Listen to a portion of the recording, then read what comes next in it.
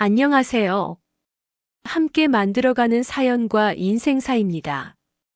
오늘의 이야기 시작하겠습니다. 구독과 좋아요, 정중히 부탁드립니다. 68세 영란은 새벽 5시에 눈을 떴다. 평소보다 2시간이나 일찍 일어난 것은 오늘이 특별한 날이기 때문이었다. 추석 연휴를 맞아 떠나는 필리핀 보라카이 가족여행. 손자 지우와 함께하는 첫 해외여행이라는 생각만으로도 가슴이 두근거렸다. 영란은 조심스럽게 이불을 걷어내고 일어났다. 방 한구석에 놓인 새 여행 가방이 아침 햇살을 받아 반짝이고 있었다. 추석인데 명절 음식 준비 안 하고 여행을 가다니. 처음 여행 계획을 들었을 때 영란은 놀랐었다. 평생 명절이면 송편 빚고 전 부치느라 정신없이 보냈는데 추석에 해외여행이라니.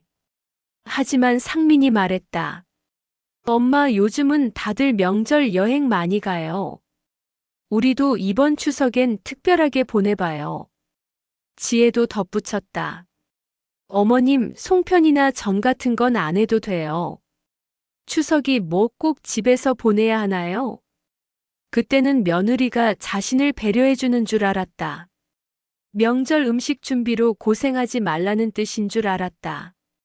하지만 지금 생각해보니 처음부터 자신을 제외하려던 계획이었을지도 모른다는 생각이 들었다. 영란은 고개를 저으며 그런 생각을 떨쳐냈다. 아니야, 내가 너무 부정적으로 생각하는 거야. 거울 앞에 서서 새로 산 연보라색 원피스를 꺼내 들었다. 68년을 살면서 이렇게 화사한 색깔의 옷을 입어본 적이 거의 없었다. 항상 검정색이나 회색, 베이지색 같은 무난한 색만 골랐던 영란이었다. 손자 앞에서 예쁜 할머니로 보이고 싶어. 추석 명절인데 할머니가 예뻐야지. 영란은 혼잣말을 하며 옷을 몸에 대어봤다. 거울 속 자신의 모습이 낯설면서도 설렜다. 여행 가방을 다시 한번 점검했다. 지우가 좋아하는 초코파이 3박스, 새우깡, 멀미약, 선크림 모자, 그리고 바다에서 쓸 물놀이 용품까지. 백화점을 3번이나 오가며 하나하나 정성껏 준비한 것들이었다. 평소 마트 세일 제품만 사던 영란이 백화점에서 정가로 물건을 산 것은 이번이 처음이었다. 지갑에서 카드를 꺼낼 때마다 손이 떨렸지만 손자와의 추석 추억을 위해서라면 아깝지 않았다. 할머니, 우리 추석에 필리핀 간대요. 송편 먹는 것보다 바다에서 수영하는 게 더 좋아요. 2달 전 손자 지우가 반짝이는 눈으로 말했던 그 순간이 생생했다. 8살 아이의 순수한 기대감이 영란의 마음을 녹였다. 그래, 우리 지우랑 할머니랑 추석 명절에 특별한 추억 만들자. 할머니가 어릴 때 바닷가에서 조개 줍던 이야기도 들려줄게. 영란의 대답에 지우는 우와 하며 폴짝폴짝 뛰었다. 그때 남편 생각이 났다. 10년 전 세상을 떠난 남편은 평생 해외여행 한 번 가보지 못했다. 추석 명절이면 항상 차례 지내고 성묘 가느라 바빴던 남편이었다. 여보, 나 이제 손자랑 추석에 필리핀 간다오. 당신도 가고 싶었을 텐데.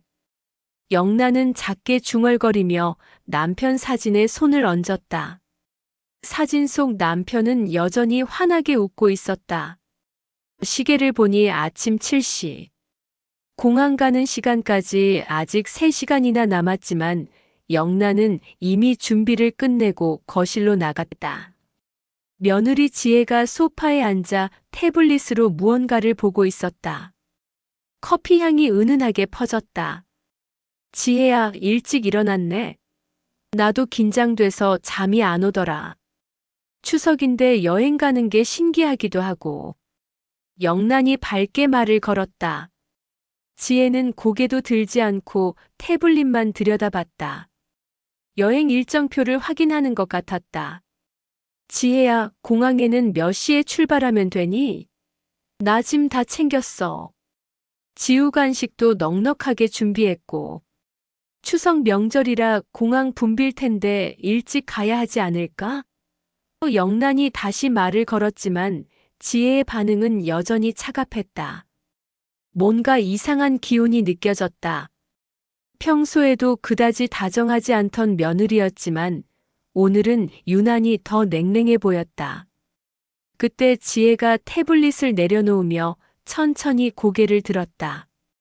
그녀의 얼굴에는 어떤 표정도 없었다. 마치 업무 보고를 하듯 무표정한 얼굴이었다. 어머님. 지혜의 목소리는 차가운 칼날처럼 날카로웠다. 이번 추석 여행은 저희 가족 셋만 가기로 했어요. 순간 영란의 머릿속이 하얘졌다. 귀를 의심했다. 분명 잘못 들은 것이 틀림없었다. 뭐라고? 추석 명절 여행인데. 영란의 손에서 들고 있던 머그컵이 미끄러질 뻔했다. 지혜는 마치 날씨를 이야기하듯 담담하게 말을 이었다. 어머님은 이번 여행에 안 가세요. 제 남편, 제 아들, 그리고 저. 우리 셋이서만 추석 보낼 거예요. 하지만 지우가 나랑 같이 가고 싶다고.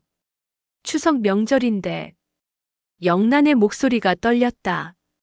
2달간 준비했던 모든 것들이 머릿속을 스쳐 지나갔다. 백화점에서 고심해서 고른 옷들, 지우를 위해 장바구니 가득 담은 간식들, 밤마다 여행 가이드북을 보며 계획했던 일정들. 2달 전부터 우리 같이 가기로 했잖아. 명절을 함께 보내기로. 지혜가 한숨을 쉬며 말했다. 지우는 제가 이미 설득했어요. 애가 뭘 알겠어요. 그냥 할머니가 좋다고 그런 거죠. 그 말이 영란의 가슴에 비수처럼 박혔다. 지혜가 계속 말했다. 솔직히 말씀드릴게요, 어머님. 할머니 모시고 가면 저희가 너무 불편해요. 추석이라 가족끼리만 보내고 싶다고요. 지우 교육에도 안 좋고요. 추석을 가족끼리만. 영란은 믿을 수 없다는 표정으로 며느리를 바라봤다. 자신은 가족이 아니란 말인가. 지혜가 태블릿을 다시 들어올리며 무심하게 말했다. 네. 애가 할머니한테만 의지하면 독립심이 안 길러져요. 그리고 어머님이 계시면 저희 부부가 지우랑 제대로 된 시간을 보낼 수가 없잖아요.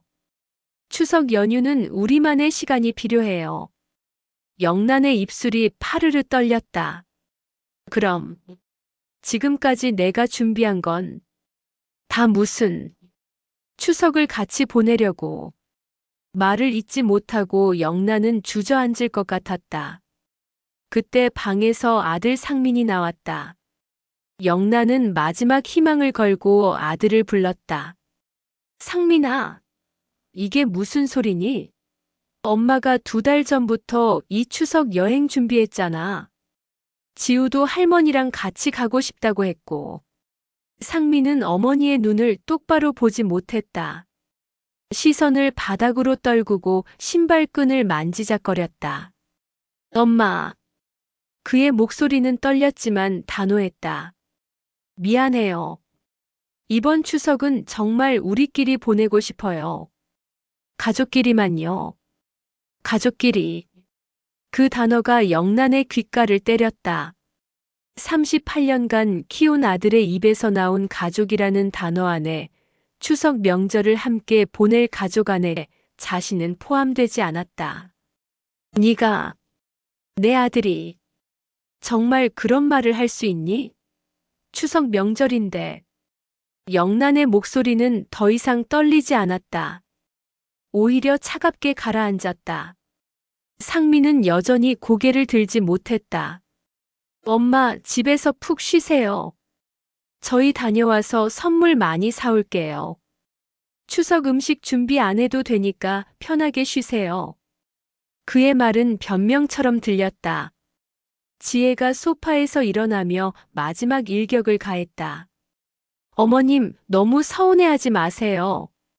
어차피 요즘 어머님 건강도 안 좋으시잖아요. 비행기 오래 타시면 힘드실 거예요. 집에서 편하게 추석 보내시는 게 나아요. 송편이나 드시면서요. 건강이 안 좋다니? 영란은 매일 아침 산책을 하고 집안일을 도맡아 하는데 무슨 건강이 안 좋단 말인가? 영란은 천천히 고개를 끄덕였다. 더 이상 말해봐야 소용없다는 것을 깨달았다. 그래. 알았다. 너희끼리 추석 잘 보내고 와. 영란은 돌아서서 자신의 방으로 걸어갔다. 등 뒤에서 지혜가 상민에게 속삭이는 소리가 들렸다. 다행이네요. 순순히 이해하시는 것 같아요. 방문을 닫는 순간 영란의 다리에 힘이 풀렸다. 침대에 주저앉아 펼쳐진 여행 가방을 바라봤다. 새 원피스, 지우를 위한 간식들, 정성껏 준비한 모든 것들이 무의미해 보였다. 68년을 살면서 이런 배신감을 느껴본 적이 없었다. 추석 명절을 가족과 함께 보내는 것, 그것조차 허락되지 않는 자신이 초라했다. 손으로 입을 막고 흐느꼈지만 소리가 새어나가지 않도록 조심했다. 저들에게 자신의 눈물조차 보여주고 싶지 않았다. 그날 밤은 지옥 같았다. 벽 너머로 아들 부부의 대화 소리가 들렸다. 여보, 시어머니 표정 봤어? 많이 서운해 하시던데. 상민의 목소리였다. 지혜가 비웃듯 말했다. 괜찮아요. 며칠 지나면 잊으실 거예요. 요즘 깜빡깜빡 하시니까. 추석 지나면 또 잊어버리실 거예요. 영란의 눈이 번쩍 떴다. 깜빡깜빡한다고. 자신은 그런 평가를 받고 있었던 것이다. 새벽이 되자 영란은 결심했다. 이것은 단순한 여행 배제가 아니었다. 추석 명절조차 함께 보낼 가족이 아니라는 선언이었다. 이것은 자신이 이 가족에서 어떤 위치인지를 보여주는 명확한 신호였다. 68년 인생에서 처음으로 영란은 자신을 위한 선택을 해야 할 때가 왔다는 것을 깨달았다. 창밖으로 동이 트고 있었다. 새로운 시작의 빛이었다. 여행을 떠나기 사흘 전 영란은 앨범을 꺼내 들었다. 먼지가 수북이 쌓인 낡은 가죽 앨범이었다. 표지를 넘기자 3년 전 사진이 나왔다. 아들 상민과 며느리 지혜, 그리고 당시 5살이었던 지우가 환하게 웃고 있는 사진이었다. 바로 함께 살기로 결정한 그날의 기념 사진이었다. 사진 속 자신의 얼굴에는 행복이 가득했다. 정말 그때는 행복했다. 아니, 행복하다고 믿었다. 3년 전 그날을 떠올렸다. 남편이 세상을 떠나고 7년이 지난 어느 일요일 오후였다. 상민이 지우를 데리고 찾아와 조심스럽게 말을 꺼냈다. 엄마, 우리랑 같이 사는 거 어때요? 영란은 깜짝 놀라 되물었다. 같이 산다고? 너희 셋이 이 집으로 오겠다는 거니? 상민이 고개를 끄덕였다. 네, 엄마 혼자 계시면 걱정되고 지우도 할머니랑 같이 살고 싶대요. 당시 지우가 영란의 치마를 잡아당기며 말했다. 할머니, 같이 살자. 나 할머니 매일 보고 싶어. 그 작은 손의 온기가 아직도 생생했다. 영란은 그 순간 모든 외로움이 눈 녹듯 사라지는 것을 느꼈다.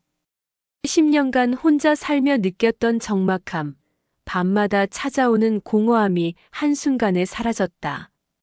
지혜도 그때는 반대하지 않았다. 어머님, 저도 찬성이에요.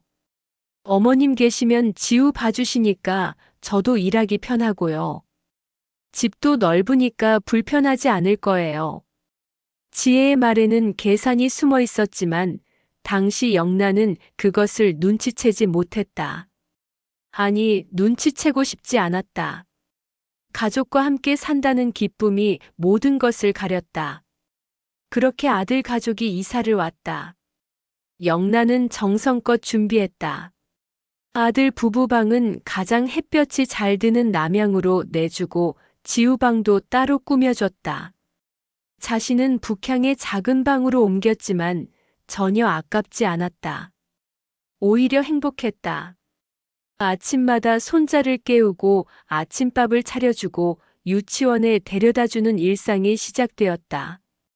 처음 6개월은 정말 행복했다. 지우와 함께 그림을 그렸다. 크레파스로 알록달록 색칠하는 손자 옆에서 영란도 함께 그림을 그렸다. 할머니, 나 할머니 그려줄게. 지우가 도화지에 동그란 얼굴과 웃는 입을 그렸다.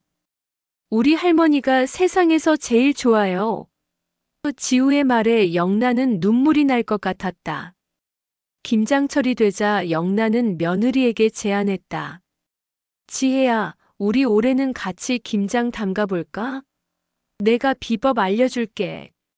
지혜도 처음에는 긍정적이었다. 어머님 좋아요. 저 김장 한 번도 안 해봤거든요. 이틀에 걸쳐 배추를 절이고 양념을 만들고 함께 버무렸다. 그때 지혜가 웃으며 말했다. 어머님 역시 어머님 손맛이 최고예요. 추석이 다가왔다. 영란은 며칠 전부터 준비했다. 송편도 빚고 잡채도 만들고 갈비찜도 했다. 명절 상을 차리는 내내 지혜가 거들었다. 어머님, 제가 설거지할게요. 어머님은 좀 쉬세요. 그때는 며느리가 정말 착하다고 생각했다.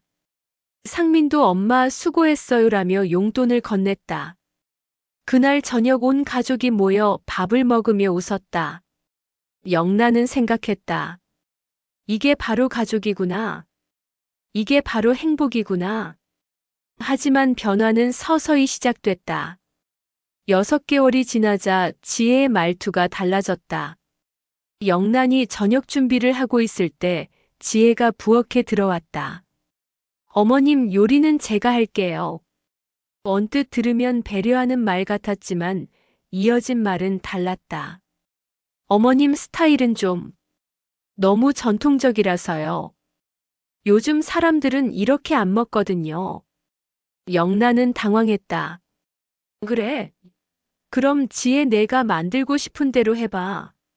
억지로 웃으며 말했지만 마음은 편치 않았다. 며느리는 영란이 30년간 해온 방식을 촌스럽다고 생각하는 것 같았다. 1년이 지나자 더욱 명확해졌다. 지우 교육 문제에서였다.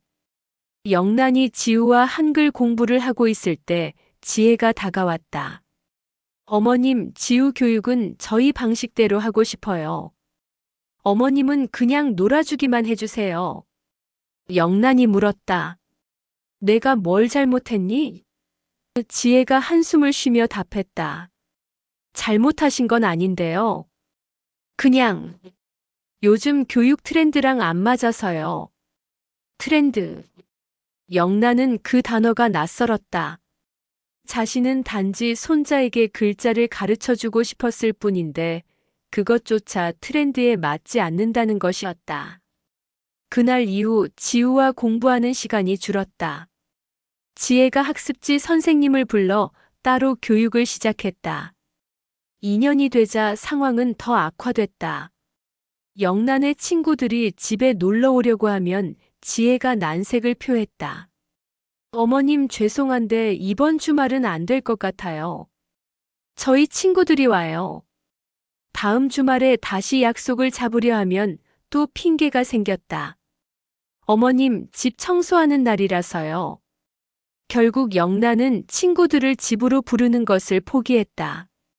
밖에서 만나는 것으로 만족해야 했다. 어느 날 지혜의 친구들이 집에 왔다. 영란은 방에 있다가 화장실을 가려고 거실을 지나갔다. 그때 지혜의 친구 중 한 명이 물었다.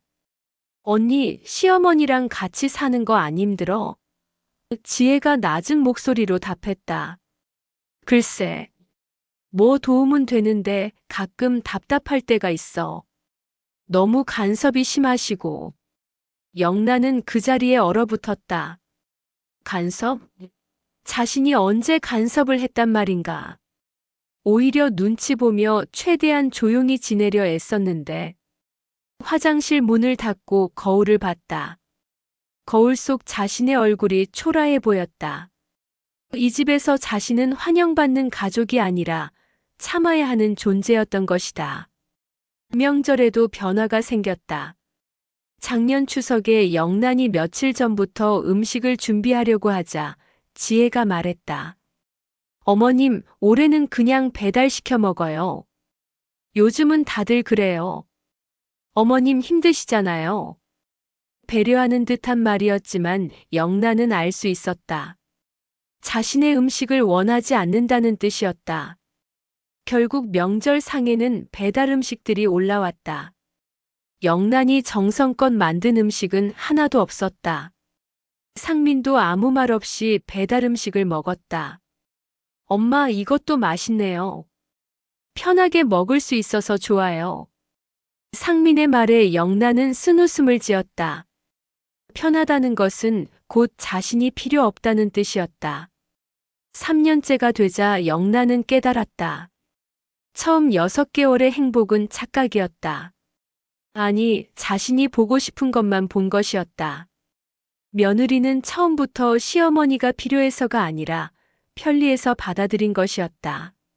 무료 베이비시터, 가사 도우미, 그 이상도 이하도 아니었다. 지우와의 관계마저 멀어졌다. 예전에는 할머니랑 놀고 싶어 라던 지우가 이제는 엄마, 나 친구네 집 갈래라고 말했다. 지혜가 의도적으로 지우를 영란에게서 떼어놓는 것 같았다. 지우야, 할머니는 피곤하시니까 조용히 해야 돼 같은 말로 지우를 통제했다. 영란은 앨범을 덮었다. 3년 전 사진 속 자신의 환한 미소가 이제는 슬프게 느껴졌다. 그때는 정말 행복하다고 믿었다. 하지만 그것은 자신만의 착각이었다. 가족이라고 생각했던 것들이 사실은 거래였다. 영란의 집과 돈 그리고 노동력을 제공받는 대가로 아들 가족은 함께 살아준 것이었다. 창밖을 보니 어둠이 깔리고 있었다. 마치 자신의 마음처럼. 영란이 이상한 기운을 느낀 것은 여행을 한 달 앞둔 어느 오후였다. 아파트 복도에서 같은 층에 사는 김 여사를 만났을 때였다. 평소 가끔 인사를 나누던 이웃이었다. 영란 씨, 요즘 어떠세요? 김 여사의 목소리에는 묘한 동정심이 섞여 있었다. 영란은 이상함을 느끼며 답했다. 네, 잘 지내요. 김 여사님은요? 김 여사가 주위를 두리번거리더니 작은 목소리로 말했다. 저기, 며느리분이 많이 걱정하시더라고요. 영란의 미간이 좁혀졌다. 무슨 걱정이요? 김 여사가 난처한 표정을 지으며 말을 이었다. 어머님이 요즘 자꾸 깜빡깜빡 하신다고. 혹시 치매 초기 증상이 아닌가 걱정된다고 하시던데요. 치매? 영란은 귀를 의심했다. 제가 치매라고요? 누가 그런 말을 했어요? 김 여사가 더욱 난처해하며 답했다. 며느리분이 얼마 전에 엘리베이터에서 만났을 때 그러시던데요.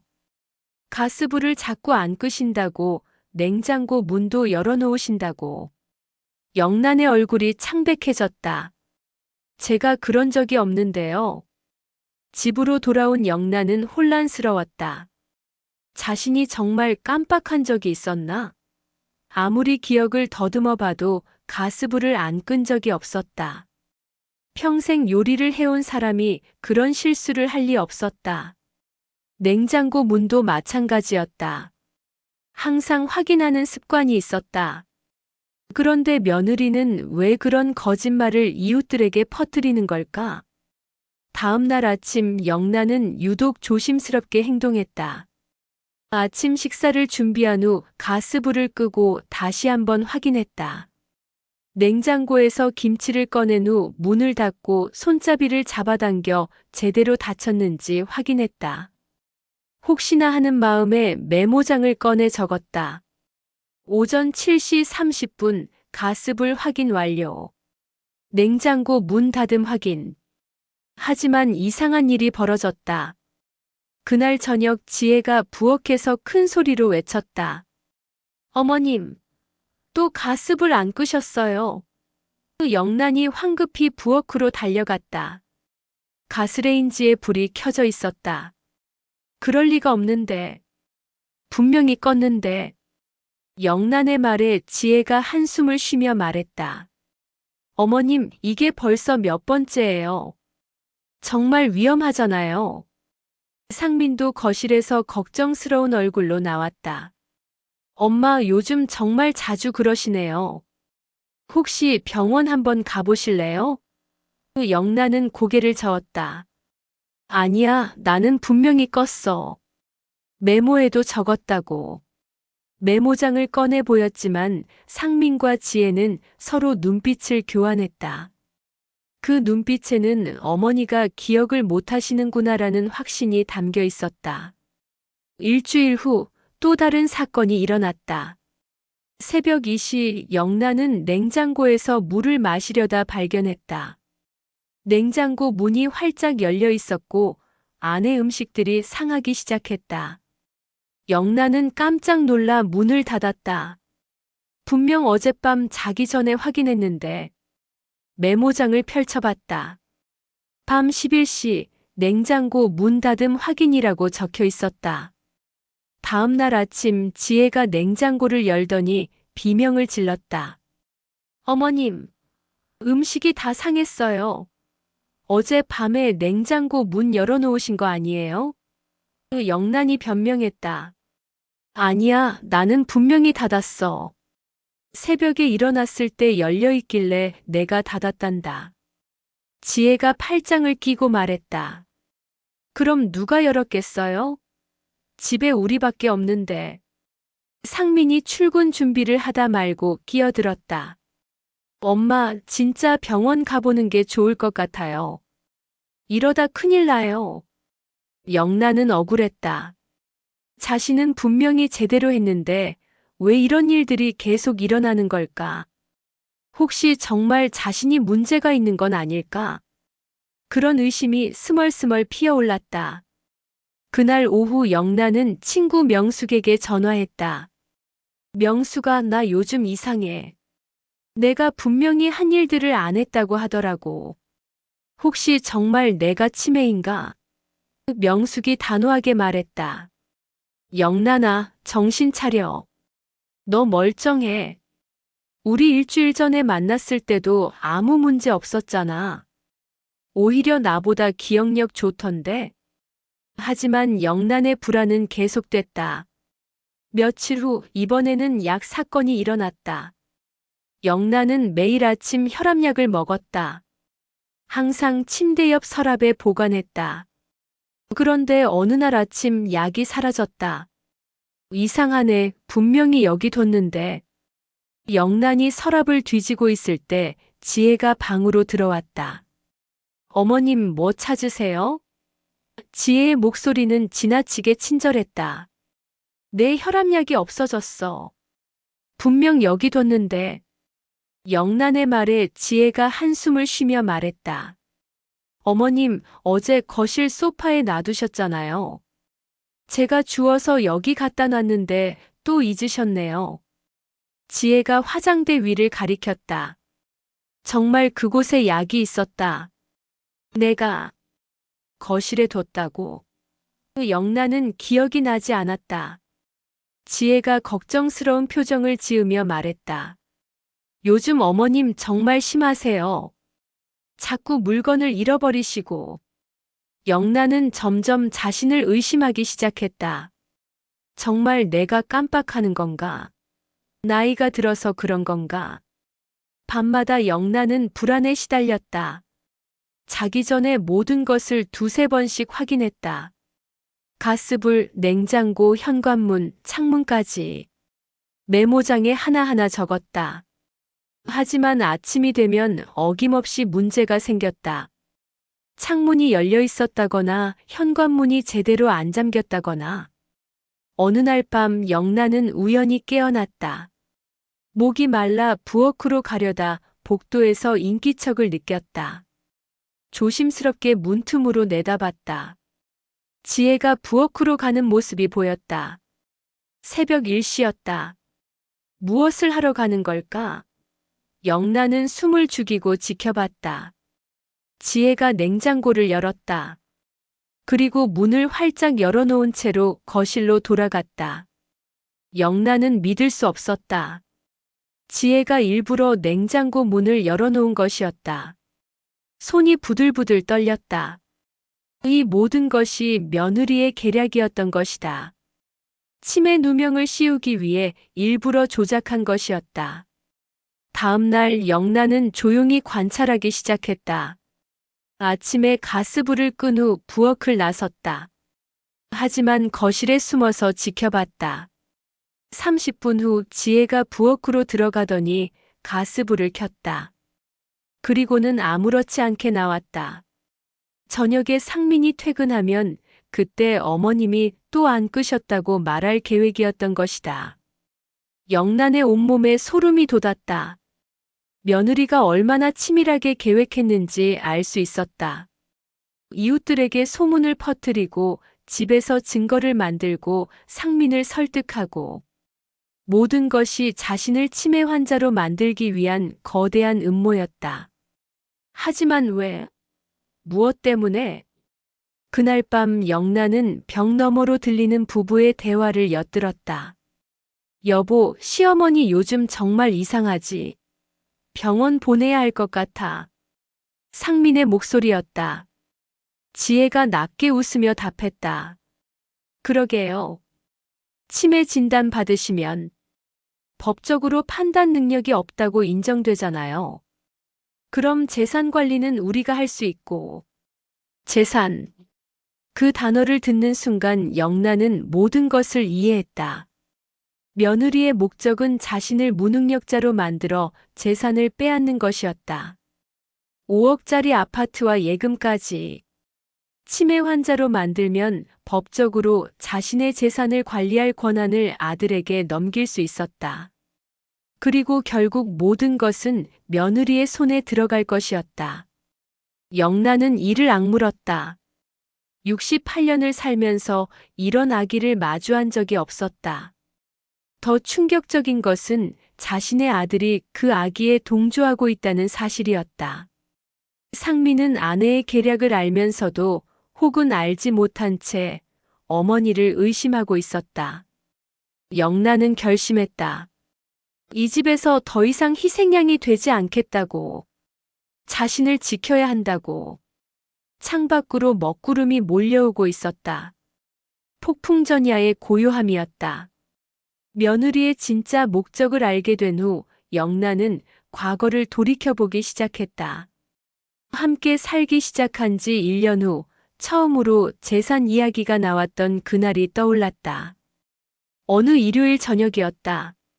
온 가족이 거실에서 TV를 보고 있을 때 상민이 조심스럽게 말을 꺼냈다. 엄마, 잠깐 이야기 좀 할까요? 영란은 리모컨을 내려놓으며 고개를 끄덕였다.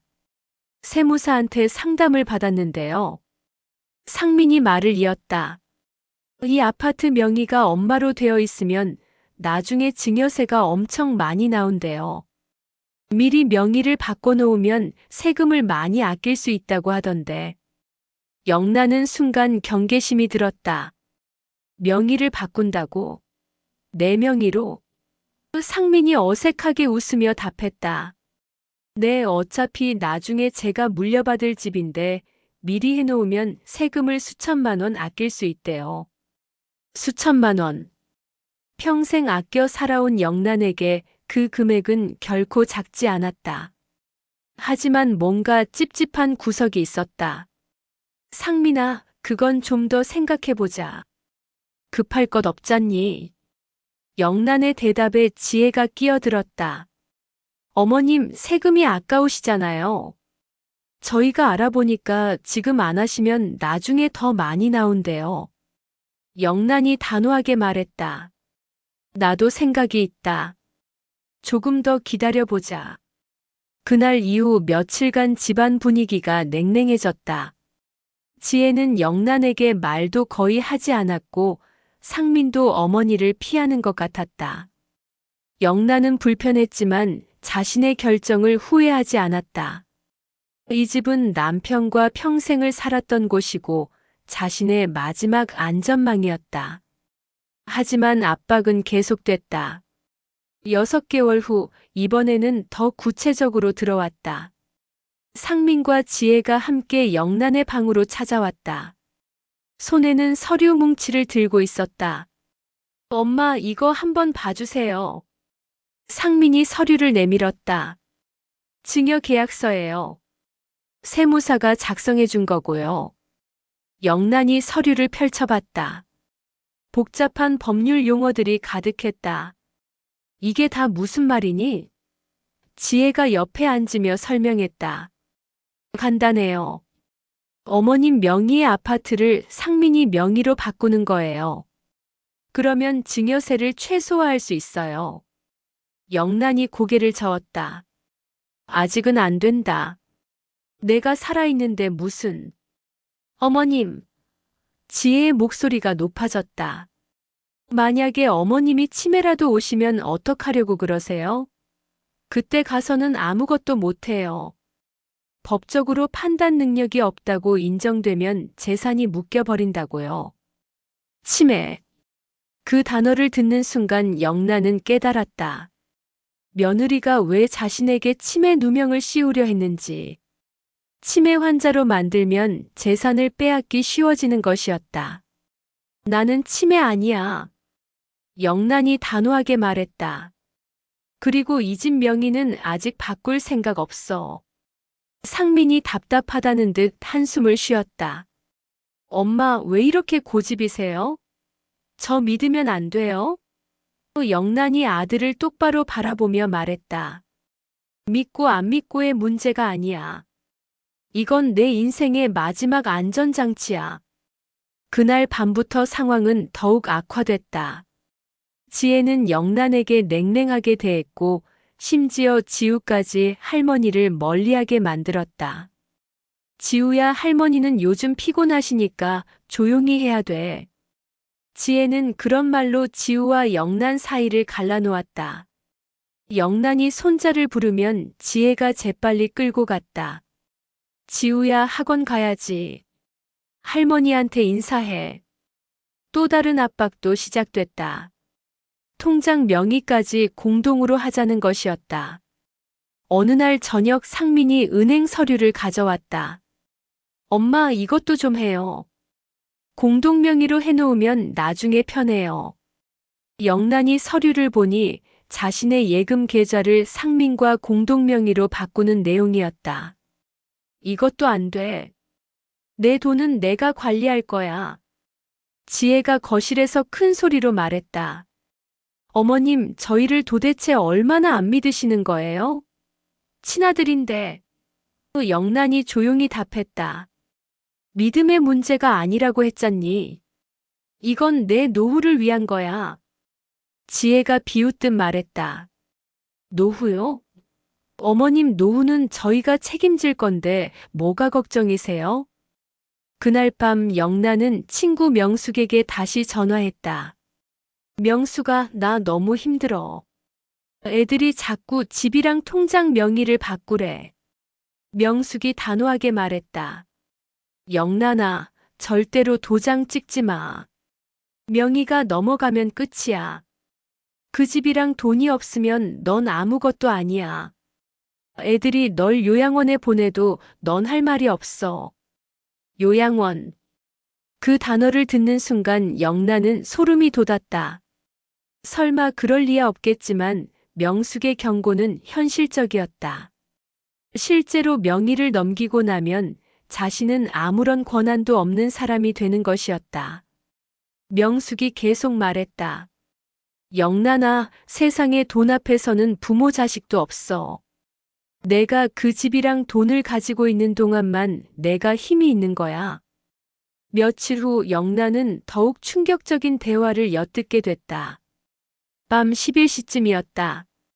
화장실을 가려다 복도에서 아들 부부의 대화 소리가 들렸다. 영란은 숨을 죽이고 귀를 기울였다. 여보, 시어머니가 도대체 왜 저래요? 세금만 수천만 원 나오는데. 지혜의 불평이었다. 상민이 한숨을 쉬며 답했다. 엄마가 원래 고집이 세서 좀 더 기다려봐야 할 것 같아. 지혜가 짜증스러운 목소리로 말했다. 언제까지 기다려요? 시어머니 건강이 나빠지면 그때는 아무것도 못해요. 치매 진단이라도 받으시면 법적으로 복잡해진다고요. 그러니까 지금 치매 증상 있다고 소문내는 거잖아. 상민의 말에 영란은 충격을 받았다. 아들도 알고 있었다. 며느리가 거짓으로 치매 소문을 내는 것을. 그런데도 막지 않았다. 아니, 오히려 동조하고 있었다. 지혜가 낮게 웃으며 말했다. 실제로 요즘 좀 이상하시잖아요. 가스불도 안 끄시고. 영란은 눈물이 핑 돌았다. 자신이 일부러 조작한 증거들을 이용해 치매 환자로 만들려는 며느리와 그것을 알면서도 방조하는 아재. 도대체 38년간 키운 아들이 이럴 수 있단 말인가. 지혜가 다시 말했다. 만약에 계속 안 하시면 요양원 알아봐야 할 것 같아요. 저희가 이렇게까지 스트레스 받으면서 모실 수는 없잖아요. 요양원. 그 단어가 또다시 나왔다. 이번에는 협박처럼 들렸다. 재산 명의를 넘기지 않으면 요양원으로 보내버리겠다는 뜻이었다. 상민이 조심스럽게 말했다. 요양원은 좀. 그래도 우리 엄마인데. 지혜가 단호하게 답했다. 여보, 요즘 요양원 좋아요. 시설도 깨끗하고 또래 친구들도 많고. 오히려 어머님한테 더 좋을 수도 있어요.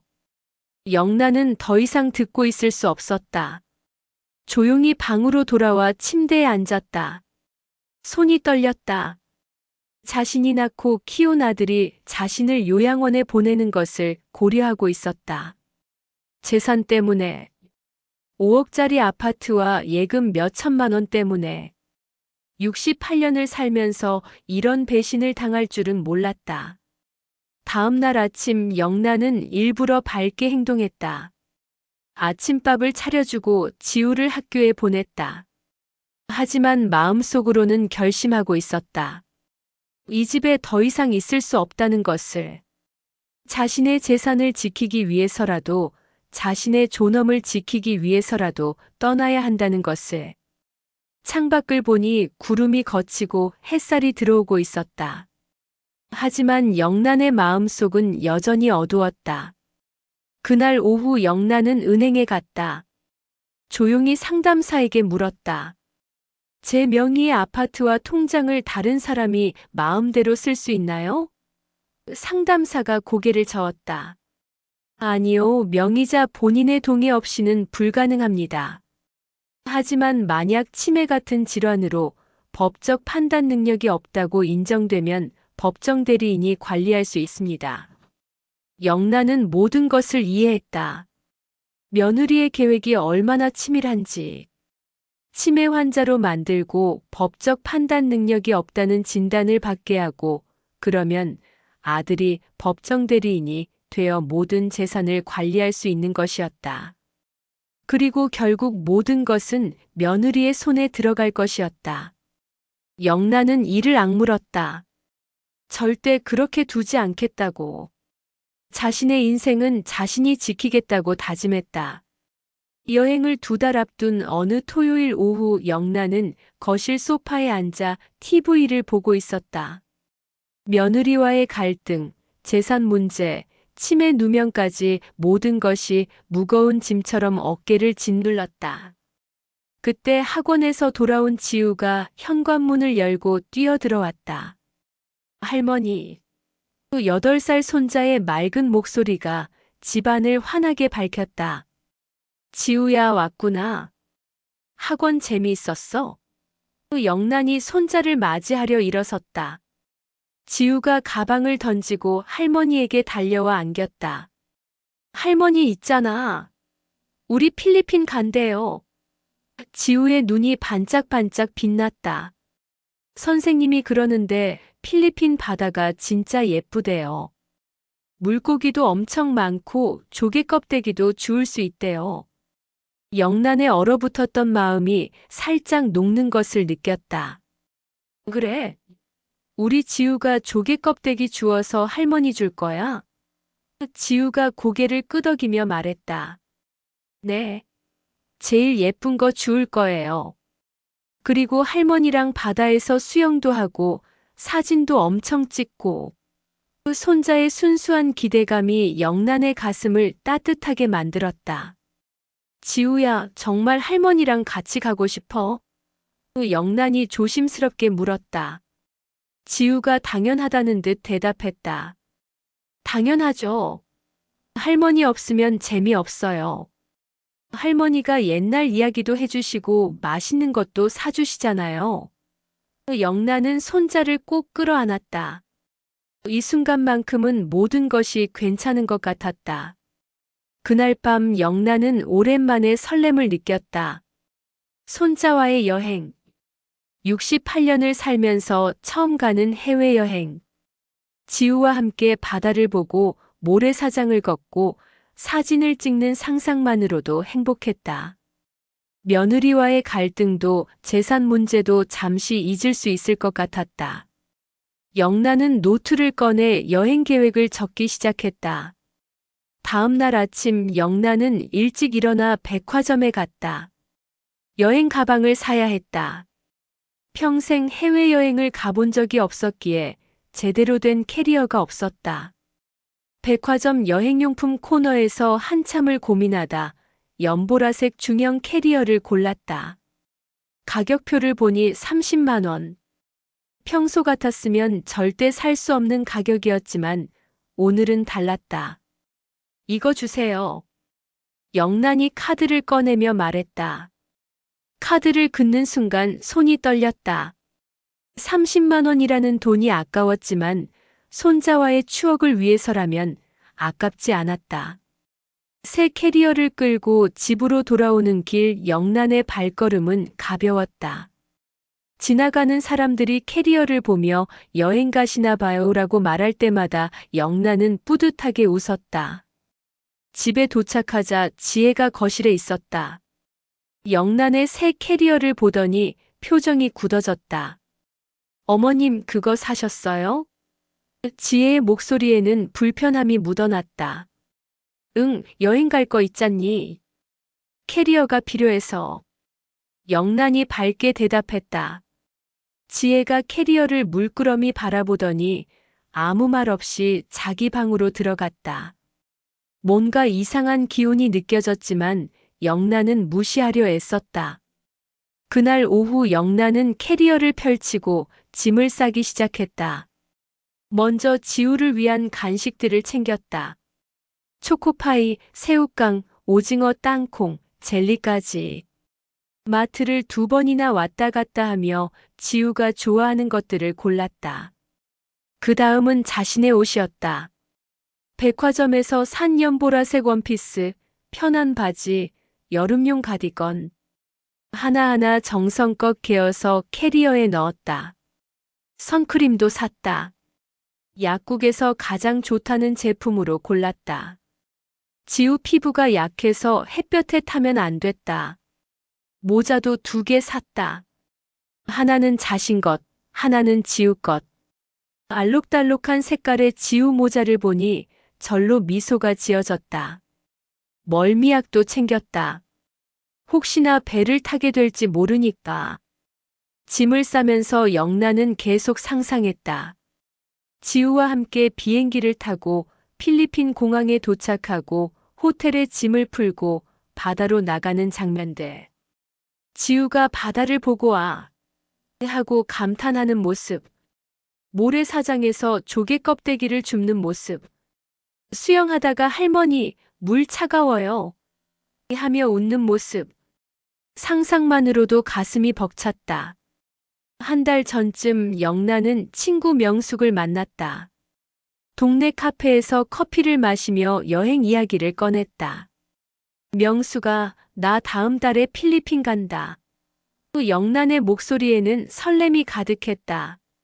하지만 명숙의 반응은 달랐다. 영란아, 진심으로 묻는 건데 며느리가 정말 널 데려갈 것 같아? 명숙의 말에 영란은 당황했다. 왜? 지우도 나랑 가고 싶다고 했고 이미 계획 다 세웠는데. 명숙이 한숨을 쉬며 말했다. 영란아, 내 며느리가 그동안 너한테 어떻게 했는데? 치매 소문내고 재산 빼앗으려 하고. 그런 사람이 갑자기 널 여행에 데려간다고. 믿어지니? 영란은 말문이 막혔다. 명숙의 말이 틀리지 않았다. 하지만 인정하고 싶지 않았다. 이번은 달라. 지우가 진심으로 원하잖아. 손자 말을 무시할 수는 없을 거야. 명숙이 걱정스러운 얼굴로 말했다.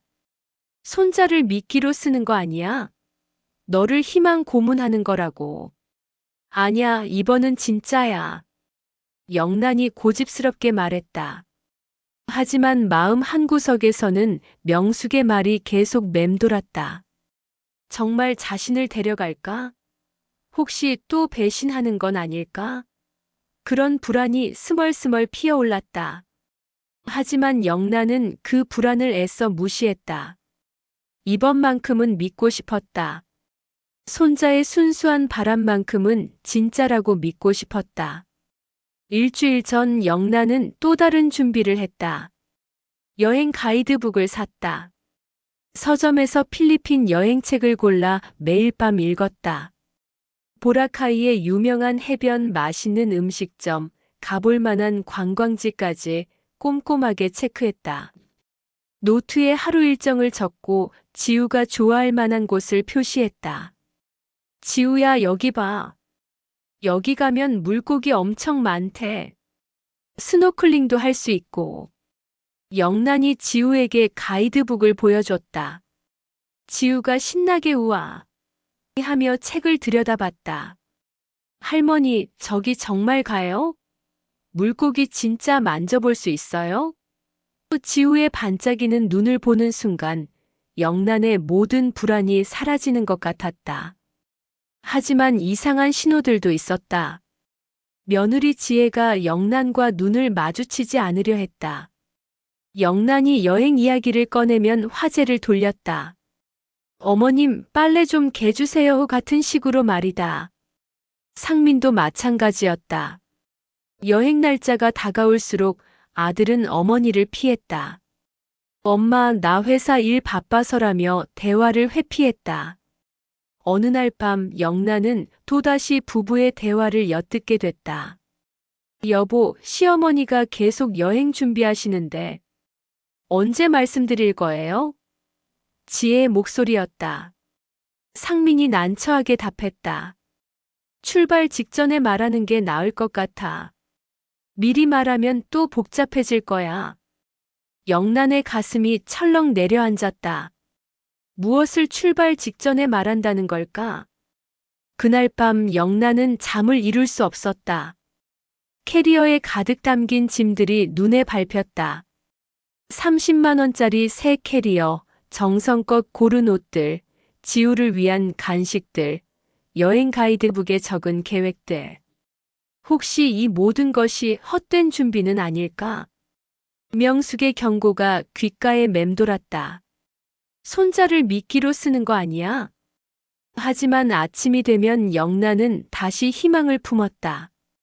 지우가 할머니, 필리핀 가면 뭐 할 거예요? 하고 물을 때마다 바다에서 수영하고 조개 껍데기 줍고 하며 대답할 때마다 이번만큼은 진짜일 거라고 믿었다. 68년을 살면서 이렇게 간절하게 무언가를 바란 적이 없었다. 단 한 번만, 이번 한 번만 배신하지 말아달라고 기도했다. 여행 3일 전 영란은 마지막 점검을 했다. 캐리어를 다시 열어 빠진 게 없는지 확인했다. 여권, 비행기 티켓, 여행자 보험까지 모든 게 준비되어 있었다. 거울 앞에 서서 새 원피스를 입어봤다. 68세 노인의 얼굴이었지만 오늘만큼은 소녀처럼 설렜다. 창밖을 보니 해가 밝게 떠오르고 있었다. 하지만 영란의 마음속에는 여전히 불안한 그림자가 드리워져 있었다. 이 희망이 또다시 환상으로 끝나지 않기를 간절히 바랄 뿐이었다. 여행 전날 저녁 영란은 마지막으로 캐리어를 점검했다. 모든 것이 완벽하게 준비되어 있었다. 여권, 비행기 티켓, 환전한 돈까지. 영란은 가슴이 두근거렸다. 내일 아침이면 공항으로 떠난다. 손자 지우와 함께 처음 가는 해외여행. 68년 인생에서 가장 설레는 순간이었다. 하지만 그 설렘은 오래가지 못했다. 거실로 나가니 지혜가 소파에 앉아 여행 가방을 정리하고 있었다. 세 개의 캐리어가 나란히 놓여 있었다. 큰 것 하나, 중간 것 두 개. 영란은 순간 이상함을 느꼈다. 자신의 연보라색 캐리어가 보이지 않았다. 지혜야, 내 가방은? 영란이 물었다. 지혜는 고개도 들지 않고 답했다. 어머님 방에 있으시잖아요. 아니, 내 말은 내일 가져갈 가방 말이야. 여기 세 개밖에 없는데. 영란의 목소리가 떨렸다. 지혜가 드디어 고개를 들었다. 그녀의 얼굴에는 아무런 표정이 없었다. 마치 업무 보고를 하듯 무표정한 얼굴이었다. 어머님. 지혜의 목소리는 차갑고 단호했다. 이번 여행은 저희 가족 셋만 가기로 했어요. 영란은 귀를 의심했다. 분명 잘못 들은 것이 틀림없었다. 뭐라고? 그 손에 들고 있던 여권이 바닥에 떨어졌다. 지혜가 캐리어 지퍼를 잠그며 또박또박 말했다. 어머님은 이번 여행에 안 가세요. 남편, 아들, 그리고 저. 우리 셋이서만 갈 거예요. 그 말을 듣는 순간 영란의 다리에서 힘이 빠졌다. 하지만 지우가 나랑 같이 가고 싶다고 했잖아. 영란의 목소리는 간신히 나왔다.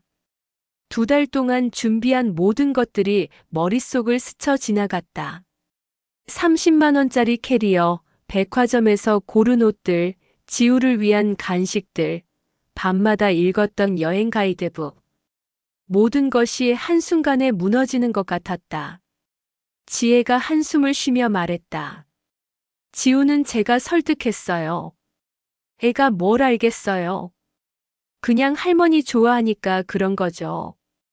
영란의 가슴에 비수가 꽂혔다. 지혜가 계속 말했다. 솔직히 말씀드릴게요. 어머님 모시고 가면 저희가 너무 불편해요.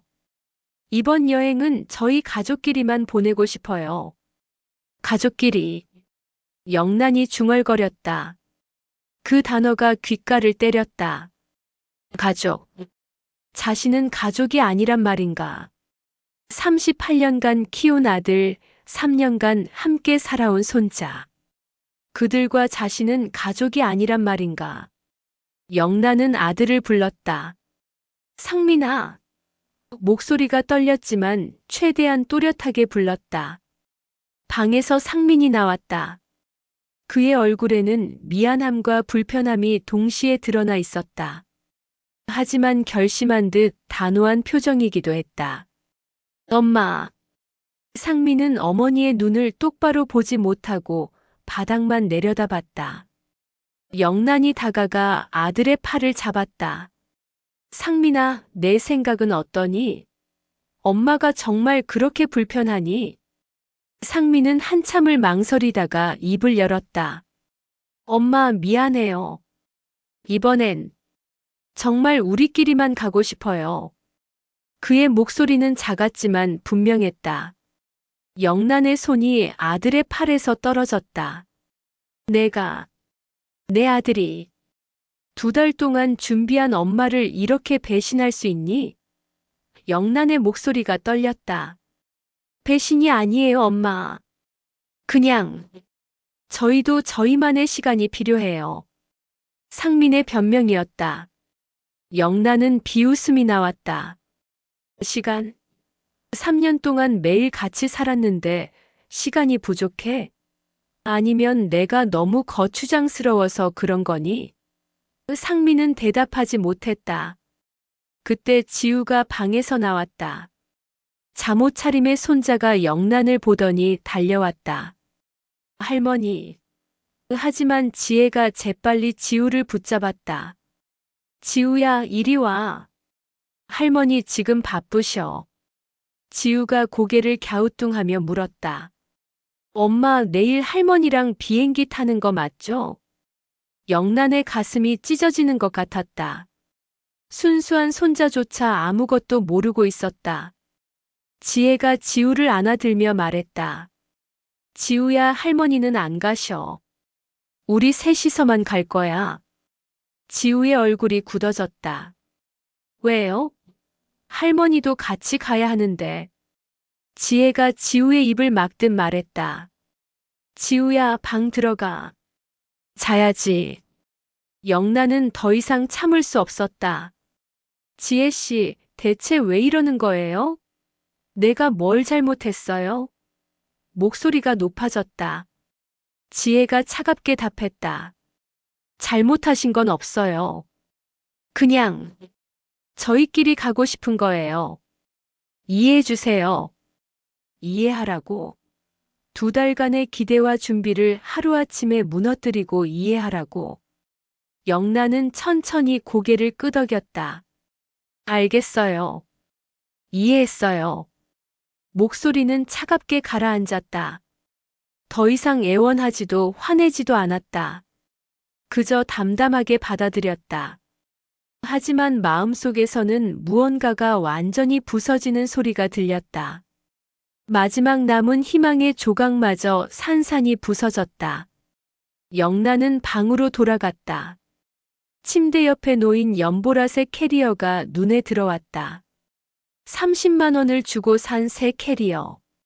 한 번도 사용하지 못한 채 방 한 구석을 차지하고 있었다. 영란은 캐리어를 천천히 열었다. 정성껏 준비한 짐들이 가득 들어 있었다. 하나하나 꺼내며 영란은 눈물을 흘렸다. 소리내어 울지는 않았다. 그저 조용히 말없이 눈물만 흘렸다. 그날 밤은 영란에게 지옥 같았다. 벽 너머로 아들 가족의 들뜬 목소리가 들렸다. 지우야, 내일 비행기 타는 거 기대되지? 네. 그 행복한 웃음소리들이 영란의 귓가를 찔렀다. 자신이 빠진 그 행복한 가족의 모습. 영란은 이불을 뒤집어 쓰고 눈을 감았다. 하지만 잠은 오지 않았다.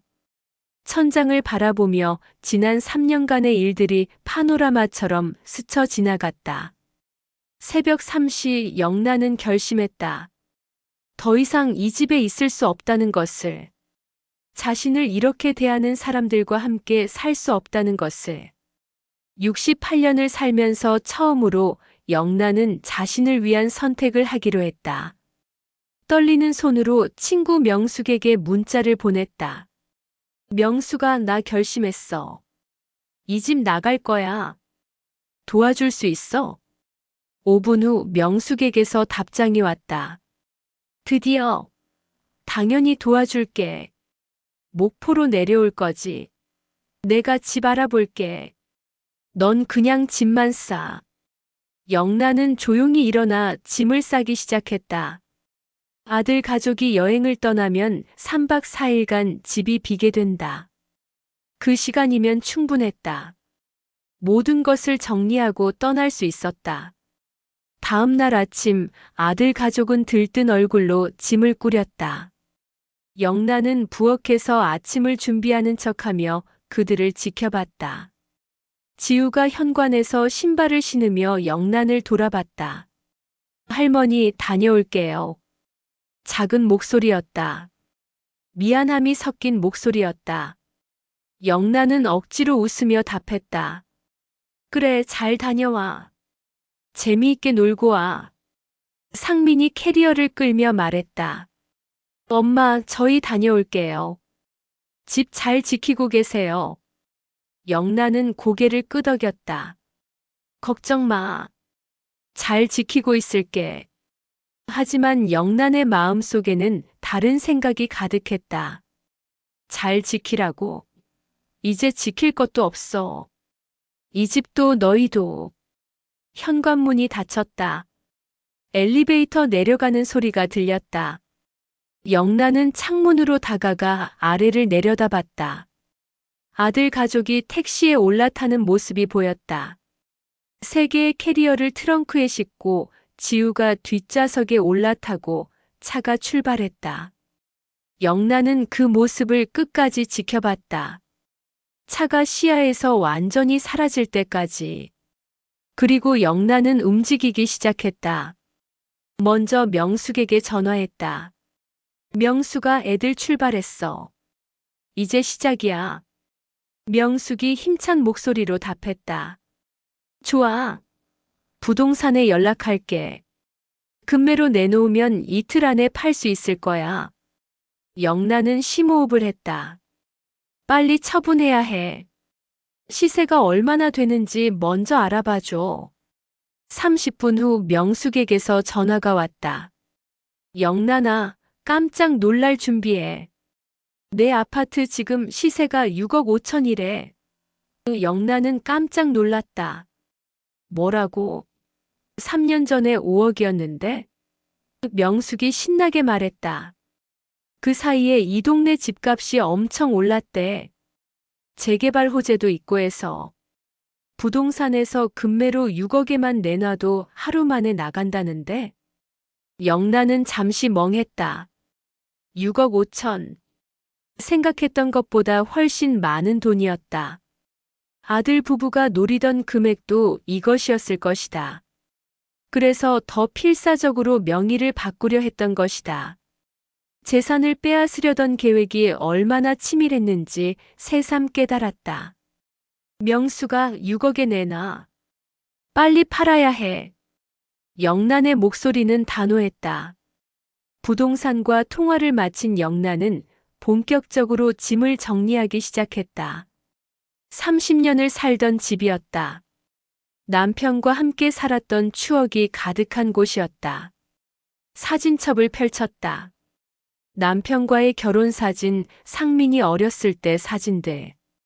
눈물이 흘렀지만 멈추지 않았다. 여보, 내가 잘하는 거 맞죠?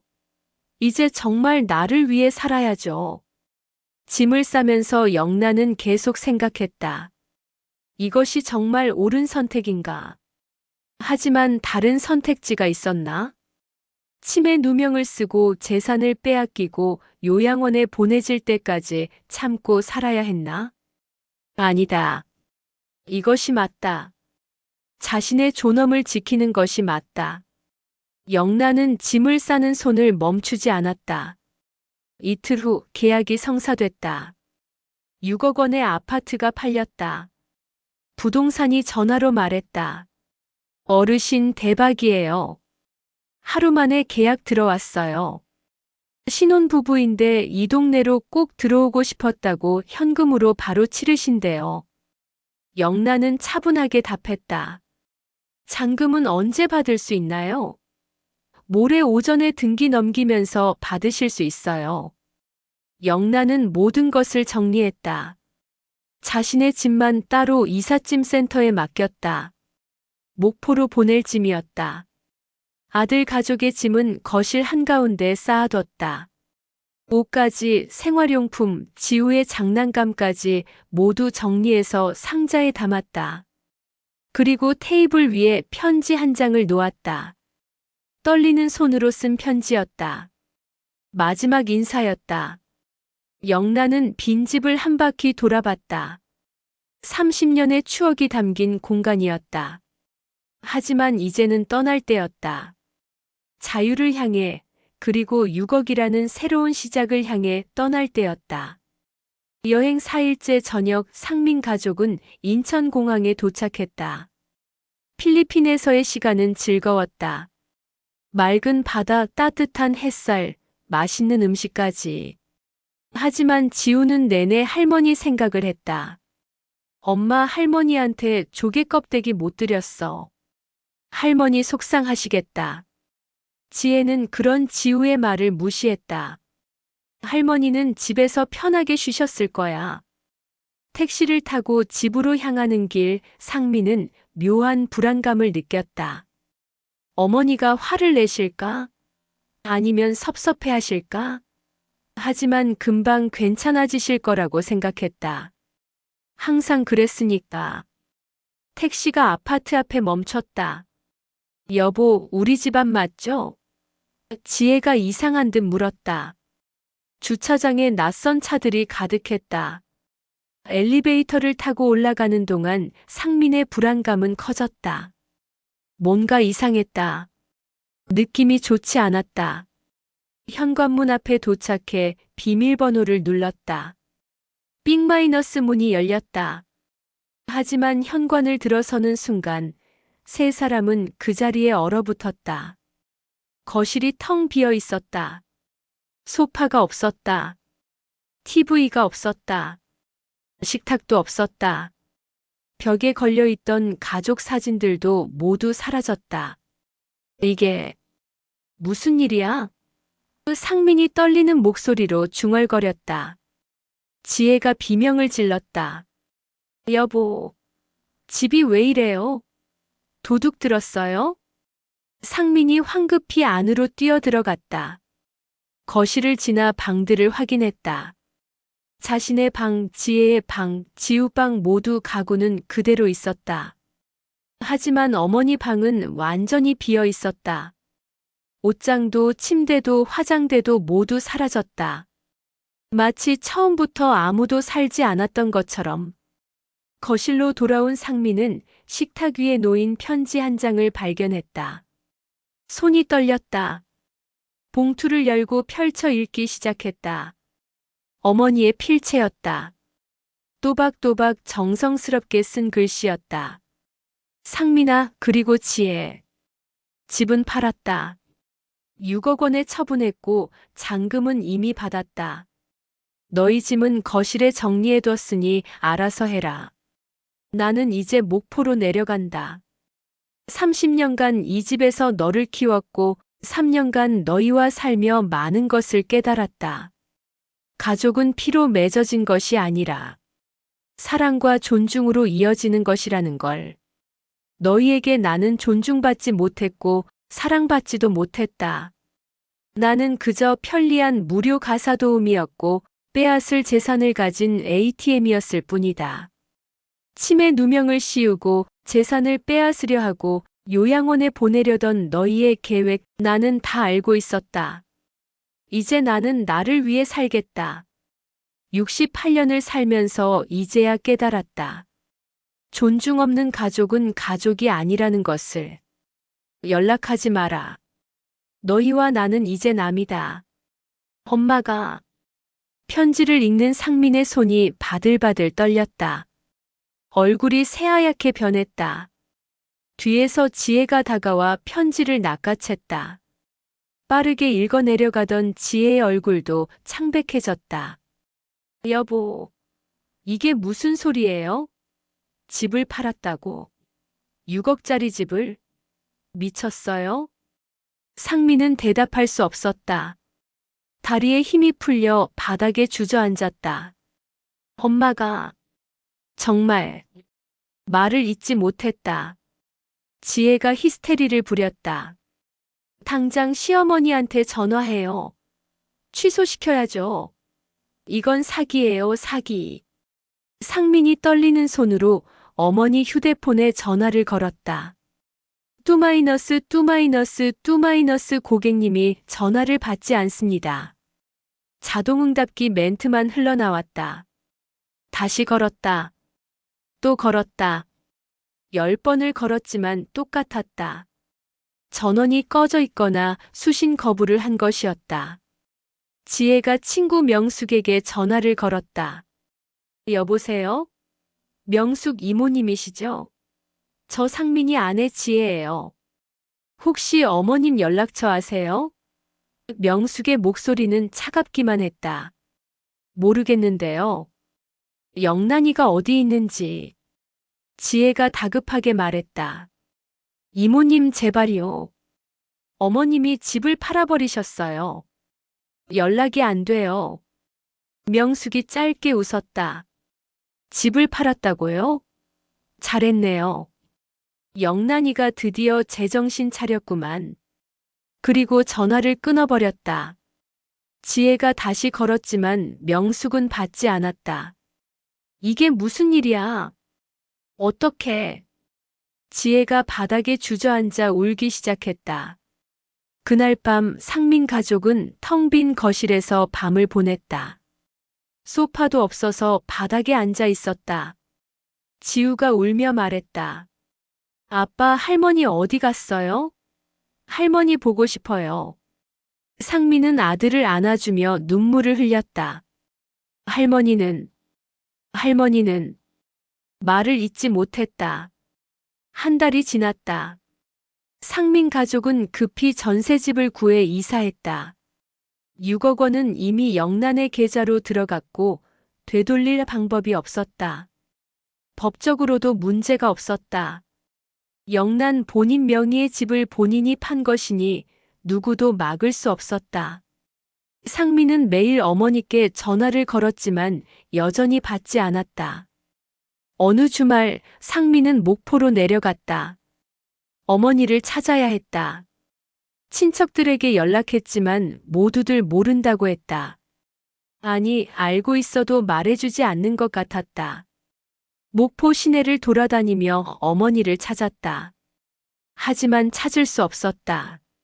3개월 후 상민은 우연히 목포 바닷가에서 어머니를 발견했다.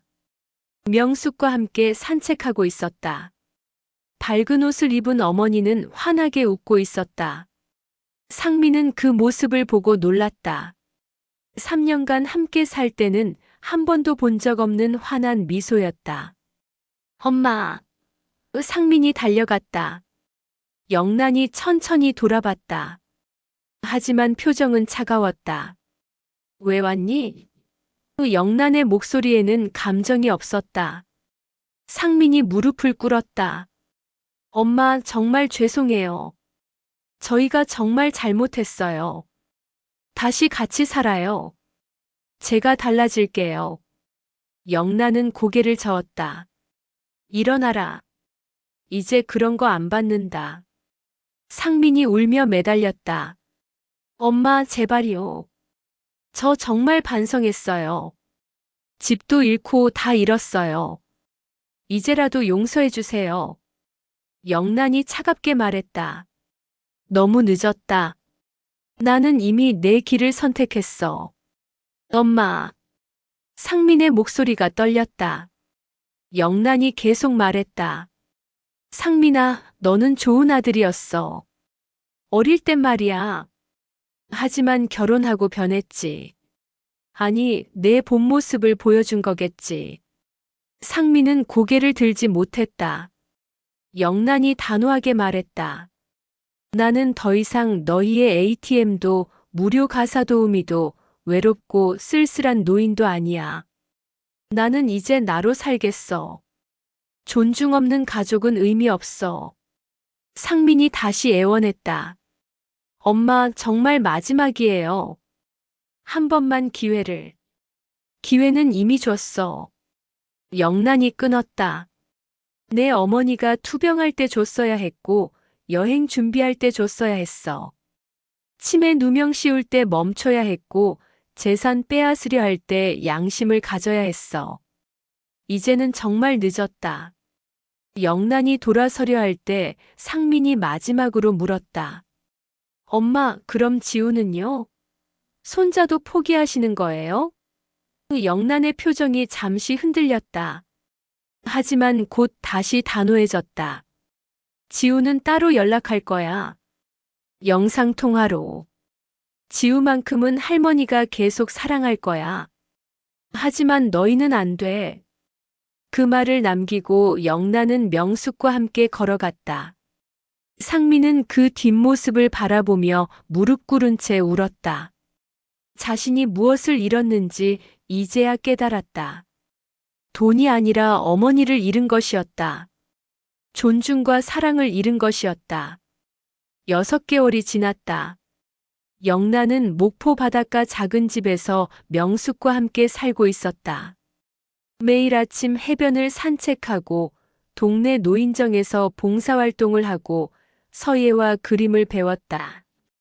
68년을 살면서 처음으로 자신을 위한 시간을 가졌다. 저녁이 되면 지우와 영상통화를 했다. 할머니, 오늘 학교에서 칭찬받았어요. 지우의 밝은 얼굴을 보면 영란은 미소 지었다. 우리 지우 최고야. 방학 때 목포로 놀러 올래? 지우가 신나게 대답했다. 네. 할머니 집 가고 싶어요. 어느 일요일 오후 영란은 바다를 바라보며 앉아 있었다. 석양이 아름답게 물들고 있었다. 명숙이 옆에 앉으며 말했다. 영란아, 후회 안 해? 영란이 고개를 저었다. 전혀. 이게 진짜 행복이야. 68년을 살면서 이제야 나를 찾았어. 영란이 중얼거렸다. 가족이라는 이름으로 포장된 착취는 이제 끝이야. 진짜 가족은 함께 있어도 자유롭고 떨어져 있어도 마음이 통하는 거야. 명숙이 고개를 끄덕이며 영란의 어깨를 토닥였다. 바람이 불어왔다. 영란의 머리카락이 흩날렸다. 석양 속에서 미소 짓는 영란의 얼굴은 평화로웠다. 68년을 살면서 처음으로 진정한 자유를 만났다. 존중받지 못하는 가족보다 혼자 사는 것이 나았다. 아니, 혼자가 아니었다. 진짜 가족인 명숙이 있었고 사랑하는 손자 지우가 있었다. 나는 이제 진짜 나로 산다. 영란이 바다를 향해 말했다. 파도가 밀려왔다가 밀려갔다. 마치 인생처럼. 하지만 이제 영란은 파도에 휩쓸리지 않았다. 자신의 발로 서서 자신의 길을 걷고 있었다. 진정한 행복은 남들이 정해주는 것이 아니라 스스로 선택하는 것이었다. 그리고 영란은 마침내 자신의 행복을 선택했다. 감사합니다. 구독과 좋아요, 정중히 부탁드립니다. 알람 설정 해두시면 다음 이야기도 편안히 보실 수 있습니다. 감사합니다.